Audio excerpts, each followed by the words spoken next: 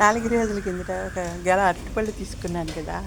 Hello, ఇప్పుడు వరకు వచ్చినాయి. దాహం తీరటానికి తవుడు కలిపి పెడితే వచ్చిన గోవు రేత్రిపూట కూడా వస్తాయన్నమాట. అయితే వచ్చిన గోవు అంతటికి పొట్ట నిండుద్ది అనమాట.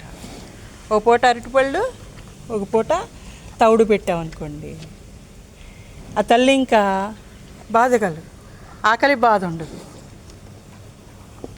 మీకు ఒకటి తెలుసా, ఆకలి బాధ ఉంటే అవి మనల్ని ఏమి అన్నవు.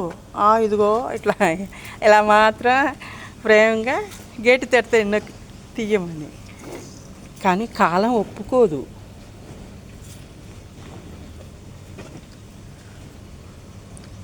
పాలు మనం వాటి పాలను ఉపయోగించుకొని మనము వాటిని పట్టించుకోకుండా ఉంటే కాలం ఒప్పుకోదు. కాలము మనకి ప్రశాంతతనివ్వాలి అంటే మనము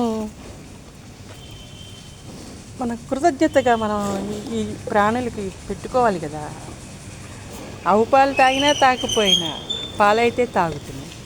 పాలు వాడినా వాడకపోయినా మన తోటి ప్రాణి భూమి మీద తిరుగుతుంది. ఎక్కడ రోడ్లు వేసుకున్నది మన కోసమే కదా. మరి అంతకుముందు గరిక ఉండేది కదా, మన సౌకర్యం కోసం వేస్తున్నాం, చెట్లు తొలగిస్తున్నాం కదా. అట్లా మానవతా దృక్పథంతో అయిపోయినాయమ్మా.